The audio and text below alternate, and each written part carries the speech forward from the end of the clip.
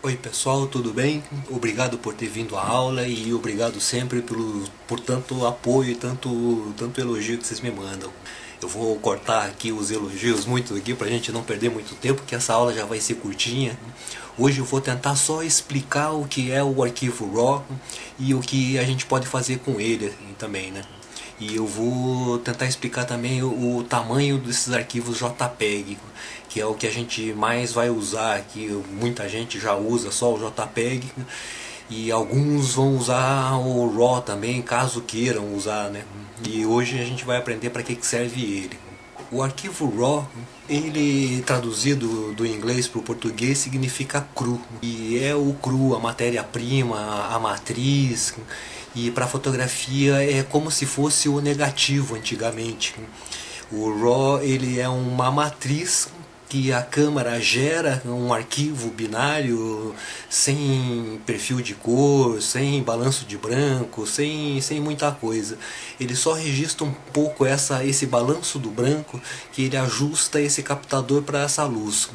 E a outra ele ajusta o ISO também, e a fotometragem, que é o que mais importa para nós. Tá o mais correto possível ali é melhor. Tem uma margem de erro e já existia no filme, ele se chama latitude na época do filme, e essa latitude no filme era um pouco maior do que é no captador digital. No filme eu podia errar mais 2, menos 2, que eu conseguia corrigir essa foto e deixar ela bonita ainda.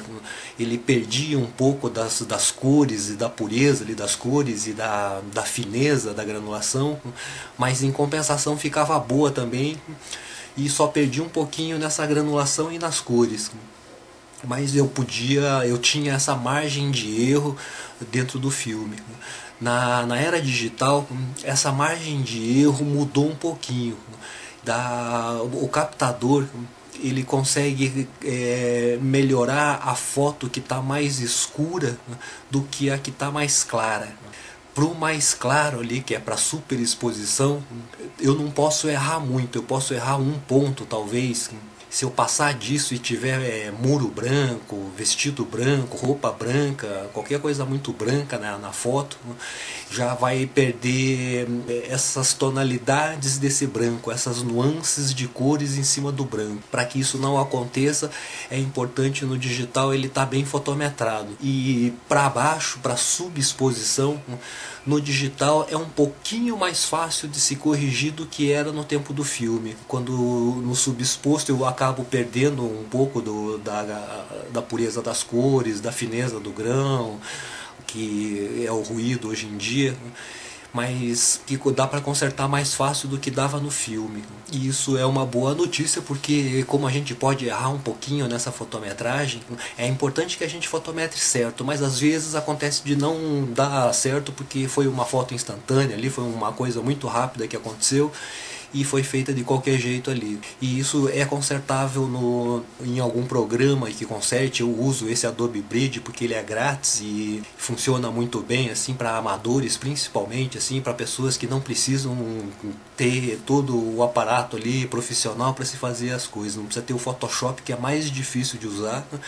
A qualidade da foto fica muito melhor do que feito no Adobe Bridge ali, porque eu tenho mais controles finos do que eu tenho no Bridge. Mas com o Bridge dá para quebrar o galho assim, pra gente ir aprendendo assim, dá para ir quebrando o galho, porque ele tem um fluxo de trabalho bom, ele faz muita coisa que muitos programas não fazem e ajuda bastante. Mas isso vai ser só depois desse curso básico, que ainda falta umas 4 ou 5 aulas, e talvez em menos de um mês a gente consiga começar já.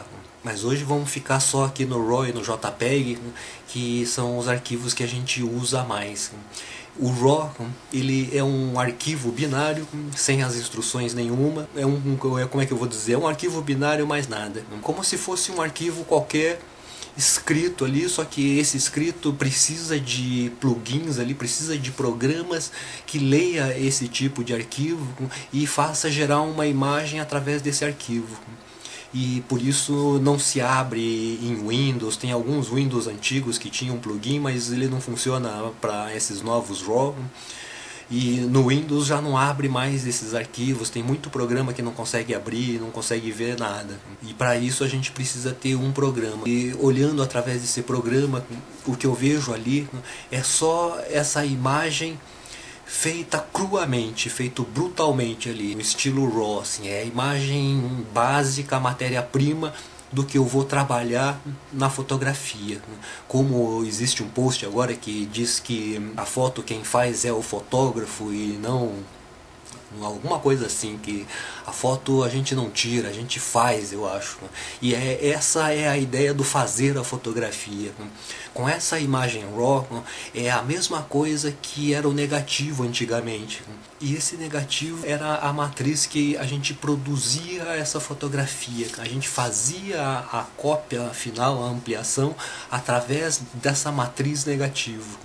E esse negativo eu tinha essa latitude de erro, e para eu ampliar esse negativo, ele muitas vezes sai direitinho a foto assim. Se eu ponho na máquina ali para ampliar, ele joga a luz para baixo ali para reproduzir a imagem ali embaixo ampliada, põe o papel fotográfico e ele me faz uma imagem. Só que essa primeira imagem que ela me faz, ela é de péssima qualidade, assim, porque o negativo, no tempo do filme e também no digital, que acontece a mesma coisa, no colorido não acontece muito, assim, a gente não vê muita diferença, porque trabalha-se com cores. E como as cores estão equilibradas lá na imagem, se não tiver nenhuma aberração ótica ou cromática na lente, ele vai reproduzir perfeitamente aquelas cores e a gente vai ver essa imagem totalmente. Mas como o preto e branco não é assim, né? O preto e branco a gente trabalha com tonalidades de cinza, e essas tonalidades de cinza eu posso transformar na fotografia colorida. Nessa imagem colorida que eu vejo, se eu for pensar em preto e branco, eu tenho que pensar em que cor eu vou transformar aquelas cores da natureza. E eu posso fazer isso através de filtragem. Mas não é isso que eu estava querendo falar. Com essa matriz que é o RAW e o negativo, a gente produzia essa fotografia, tinha que trabalhar a imagem ali embaixo para poder fazer uma foto equilibrada. Por isso existe a vinheta, a ferramenta de degradê, tem várias ferramentas ali que a gente deve usar, mas deve usar com cuidado, que isso serve mais para equilibrar. Assim, a gente pode dar esse destaque em focos em alguns pontos, mas é melhor que a gente use com cuidado, assim, para que essa vinheta principalmente não fique muito aparente, e que dê essa impressão de vinheta mesmo, porque dando essa impressão eu já vejo ali assim um distúrbio assim muito grande ali eletrônico. Então eu tenho que esconder o máximo possível. Antigamente, nesses negativos, esse distúrbio quem produzia era o laboratorista, porque era ele que tinha que trabalhar.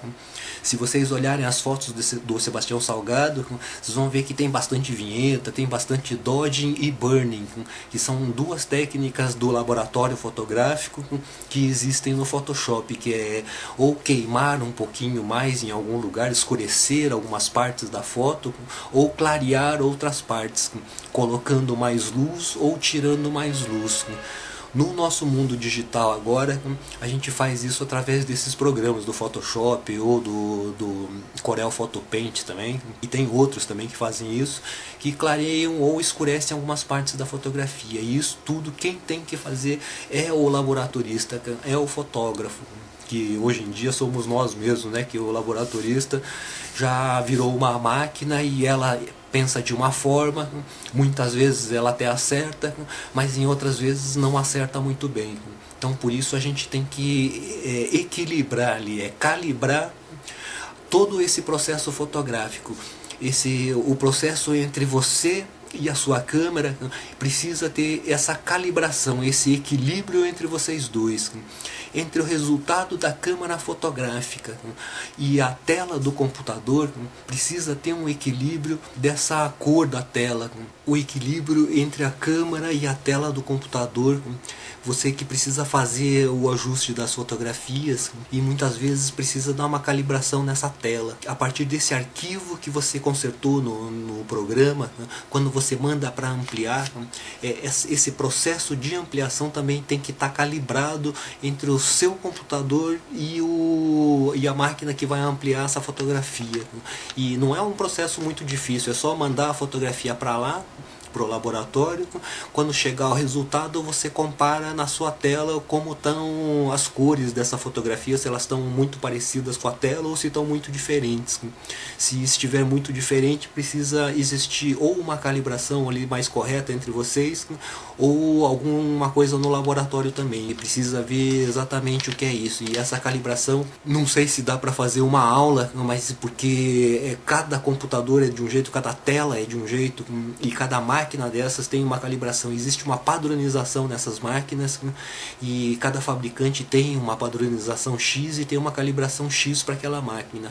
Normalmente em lugares que deixam esse equipamento calibrado sempre, as fotos saem direitinho, é fácil de se calibrar com esses locais. E quando o laboratório não é muito confiável, fica mais difícil de conseguir calibrar essas cores. Então precisa achar laboratórios que sejam de boa qualidade para que tenha um resultado final compatível com o que você quis fazer ali, né? Para que ele reproduza aquela realidade que você viu. Os arquivos RAW, eles também são menos contrastados, eles não têm o foco mais fino possível e não tem mais nada ali, né? Então ele é um arquivo muito cru ainda.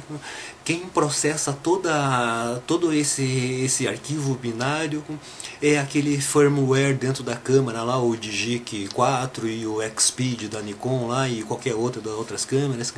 É quem faz esse processamento conforme o programa ali e transforma a foto em JPEG pra gente e no tamanho que a gente escolheu. Para quem fotografa nesse arquivo RAW, quem faz esse processamento todo é você mesmo, né? Somos nós que vamos fazer em cima desse programa, dentro desse programa do Photoshop ou do Corel Photo Paint ali ou qualquer outro. E a partir desse RAW a gente vai lá e faz todo esse processo visual da imagem que a gente quer, todo esse controle de cor, controle de foco, controle de vinhetas, equilíbrio e corte, qualquer outra coisa ali a gente já fica livre para se fazer. Isso é válido na fotografia porque no tempo do laboratório também se fazia isso.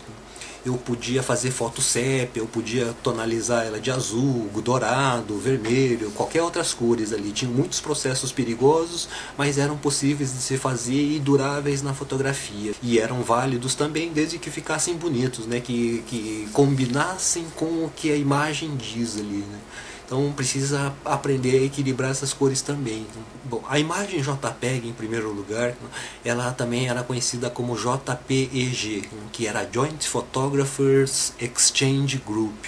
Foi um grupo de fotógrafos que inventou esse arquivo para poderem trocar fotografias, imagens assim pela internet, logo que a internet apareceu. E acabou ficando esse JPEG. O JPEG ele é um arquivo comprimido, processado pelo processador da câmera e faz desse RAW cru uma imagem JPEG que já é usável em qualquer programa, em qualquer coisa que se abra uma fotografia e possa ver uma fotografia, ele é fácil de abrir, ele é fácil de, já pode ser enviado diretamente da câmera, hoje em dia até já pode postar direto no Facebook, da câmera para o Facebook, se tiver um Wi-Fi. Esse JPEG faz isso, ele é um arquivo muito fácil de se transportar, de mandar de um lado para outro, e tem vários tamanhos que eu posso ir comprimindo até diminuir o tamanho dele e eu perco a qualidade, mas para a internet visualmente na tela ele fica igual a uma foto gigante também, né? Então não muda nada para a internet. Eu só não posso imprimir uma foto da internet que a qualidade vai cair bastante daí. O JPEG também, ele é um arquivo que perde qualidade conforme ele vai sendo manipulado, conforme ele vai sendo mexido ali, vai sendo tratado, vai sendo enviado. A cada vez que se envia essa foto para alguém, ele já vai perdendo a qualidade, ele vai perdendo pixels ali e vai diminuindo o tamanho do arquivo. A cada vez que esse arquivo vai passando de mão em mão, de computador em computador, ele vai perdendo, até que chega no final, a qualidade final da imagem já está muito ruim. E é uma desvantagem do arquivo também. Quando esse arquivo RAW é processado para JPEG, para o tamanho que a gente escolheu, a câmera já afina o foco quando precisa, se não tiver na opção de retrato, que ele desfoca um pouquinho para dar uma suavizada na pele, mas nos outros ele ajusta o foco para mais nítido. E já ajusta contraste, ajusta cores e ajusta várias coisas. E acaba que é um arquivo processado pela câmera, né, e não por nós. Mas isso não quer dizer que a câmera processe mal processado, que faça pior que a gente, porque muitas vezes a foto já sai direitinho, sem precisar fazer mais nada ali direto da câmera. Então esses programas que tem dentro da câmera funcionam bem e você pode continuar usando também o JPEG, porque para usar o RAW eu preciso ter tempo para trabalhar a fotografia, assim. Não é um tempo extremamente longo nem nada, assim, depois que se pega o jeito é bem rápido e tudo, é só converter a imagem ali muitas vezes, ou dar um ajuste pequeno em cor, em contraste, coisas assim, que já dá certo no final também, e não demora tanto. O problema é aprender a usar ele e aprender a ver as cores direito, né? A corrigir as cores com o seu olho, com a sua tela corrigida, para que a gente possa deixar as cores o mais correto possível, sabendo o que é uma cor correta, né? Em primeiro lugar. Então isso é uma coisa que demora bastante para aprender e demora assim um certo tempo para a gente começar a ver essas tonalidades de cores, né? E conseguir diferenciar todas assim e perceber elas todas dentro de uma fotografia. Agora nós vamos ver aqui pelo menu da câmera o tamanho das fotografias que essa câmera aqui, a Canon 40D, pode fazer pra gente aqui nesse processamento automático dela aqui para JPEG, né? Eu entrei aqui, vou entrar na qualidade da imagem que está no L ali já, e vou entrar aqui. Aqui eu vou começar pelo RAW. A gente já consegue ver ali em cima na faixa azul, ali está escrito RAW 3888 por 2592 pixels. Então isso significa que na largura essa fotografia vai ter 3888 pixels por 2592 pixels na altura. E para eu descobrir quanto vai dar isso no total, é só multiplicar os dois. E se a gente multiplicar os 3.888 vezes 2.592, vai dar 10.076.696 pixels, que acaba arredondando para 10 megapixels. Essa parte de baixo aqui, que é o Small RAW, ele já corta pela metade o tamanho desse arquivo.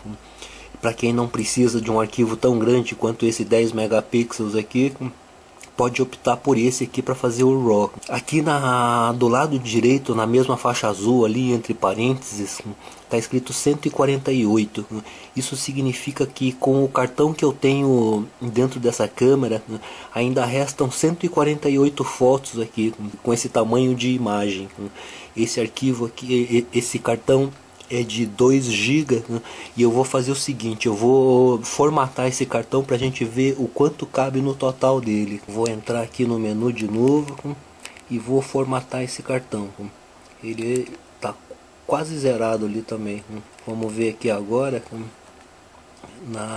na qualidade aqui, subiu para 151 fotos aqui, nesse tamanho RAW. Então significa que nesse cartão de 2 GB eu conseguiria fazer 151 fotografias. Nesse S-RAW aqui eu já conseguiria 269 fotografias. Esse arquivo large aqui, o L com essa curva fina, isso significa que esse tamanho de JPEG ele vai ser menos comprimido. Nesse tamanho provavelmente não vai ter a compressão da imagem, só a imagem vai ficar com 72 dpi. Por isso ele consegue guardar mais fotos do que com o RAW, que guarda em 300 dpi. Nesse L aqui, com essa curva serrilhada, essa escadinha do lado esquerdo dele, significa que essa imagem vai ter uma compressão média e ele vai perder qualidade. Como ele comprime um pouco, esses pixels vão ser usados em dobro e acaba criando um arquivo menor. E dá pra ver que já cabem mais de 1000 fotos aí dentro desse cartão de 2 GB.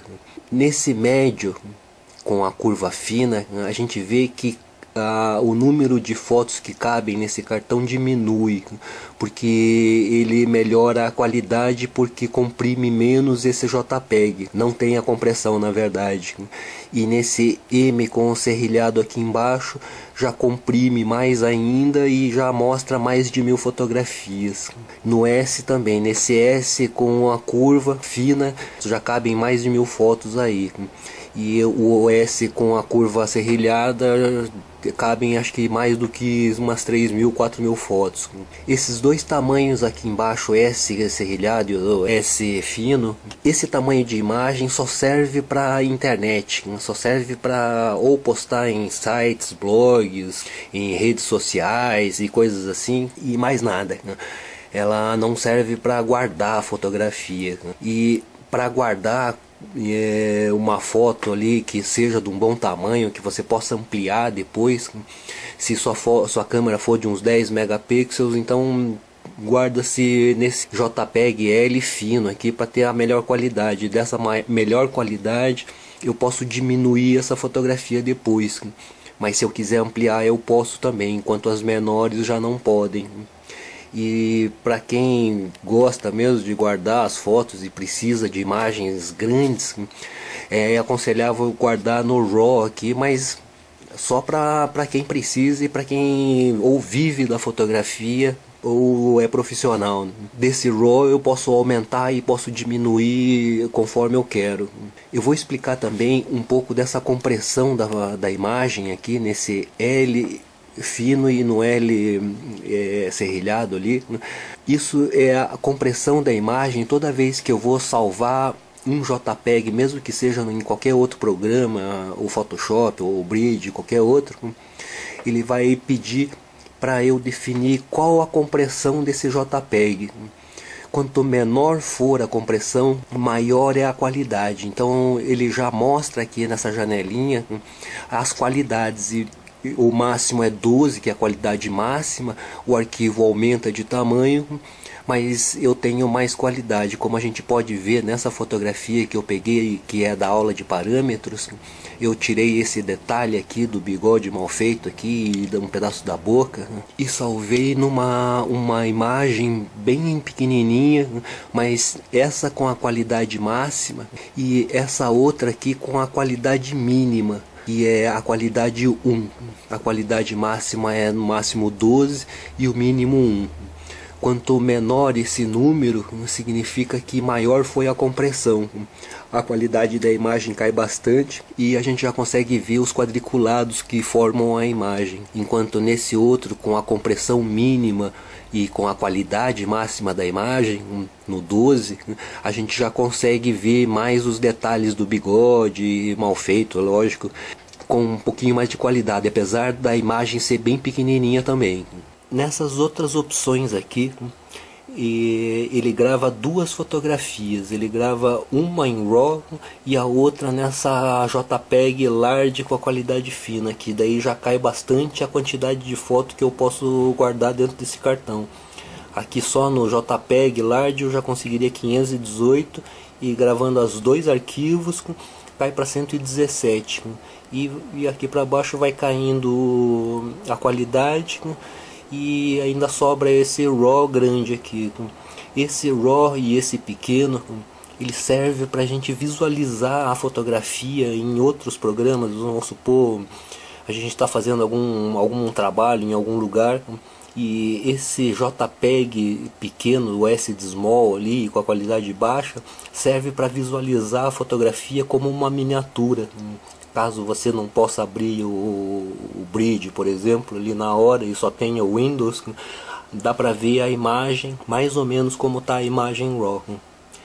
E aqui do lado são o RAW menorzinho ali, que é a metade do tamanho, e mais o JPEG grande até o pequeno. Que daí isso, quem vai escolher para onde você vai usar as fotografias é você mesmo. Fotos para agências de fotografias, para bancos de imagem, para jornais, para revistas, para qualquer outro trabalho fotográfico assim profissional, usa-se esse RAW, menos para fotógrafos de casamento, eventos que aí já não precisa usar tudo isso aqui, no máximo esse RAW pequeno aqui.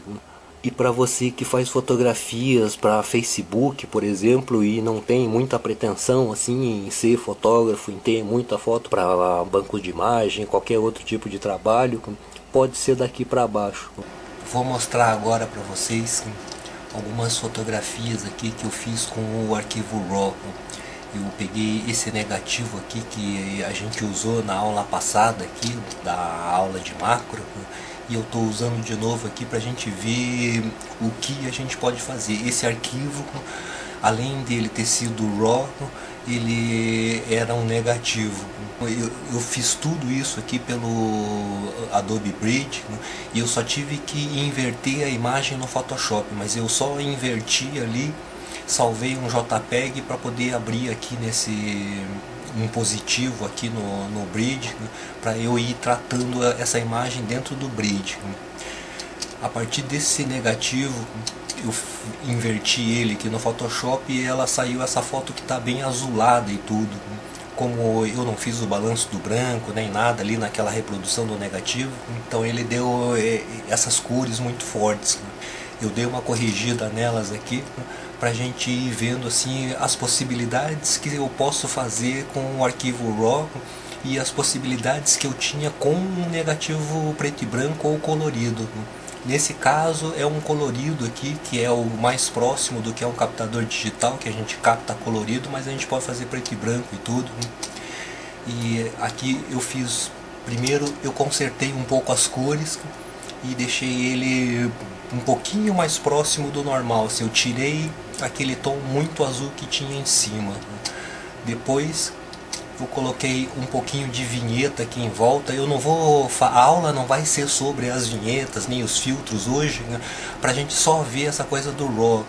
Essa vinheta, como demora mais essa aula, ela vai ser mais pra frente assim. Daqui mais ou menos um mês vai começar essa parte do Adobe Bridge aqui, e aí a gente vai ver a fundo isso. Aqui eu só vou mostrar um pouquinho pra gente ver essas correções que a imagem precisa. Nessa foto anterior aqui, que foi só a correção de cor, dá pra ver aqui que essa parte de baixo aqui, na diagonal de baixo e nessa lateral esquerda, tá um pouquinho mais clara que a parte direita, muito por causa das sombras aqui, porque teve uma distorção na reprodução aqui dessa fotografia.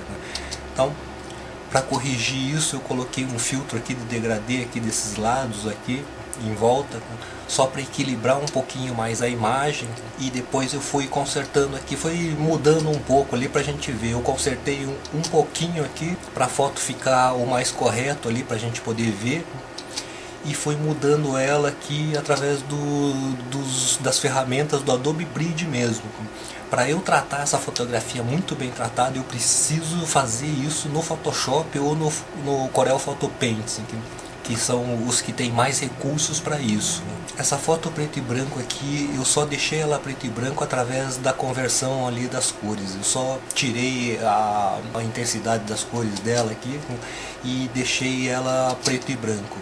Tirei todas as cores ali, deixei só em tonalidades de cinza. Ele precisa de tratamento, é só para mostrar que a possibilidade de se tratar o arquivo RAW.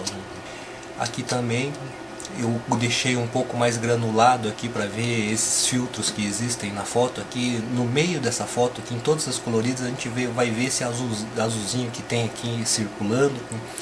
Isso é falta de tratamento também. Isso só no Photoshop é que dá para corrigir essas coisas mais extremas. E aqui eu só converti as cores aqui para mostrar que essas fotos assim a gente pode ir mudando as cores, pode fazer outras invenções. Tem que tomar cuidado porque essas combinações de cores tem que ter a ver com a fotografia. Eu fiz aqui só pra gente ter uma ideiazinha assim, então não tem nada de artístico. Esse negativo aqui não era meu também, que isso é de uma amiga que me pediu para reproduzir porque era ela na infância. E é só pra gente ver assim que a gente pode mudar as cores e pode mudar a tonalidade da imagem, tem vários efeitos que eu posso usar aqui para melhorar a qualidade da imagem e mudar a ideia da imagem também, reforçar algum tipo de ideia. Então, dependendo da cor que eu coloco em cima da fotografia, eu dou ideias diferentes e que me dão compreensões diferentes assim para quem vai ver a fotografia. Mas isso a gente vai ver pra frente. Hoje vai ficar por aqui mesmo. E era só pra gente entender um pouquinho o que é o arquivo RAW e como a gente deve usar esse tamanho dos arquivos aí na nossa câmera.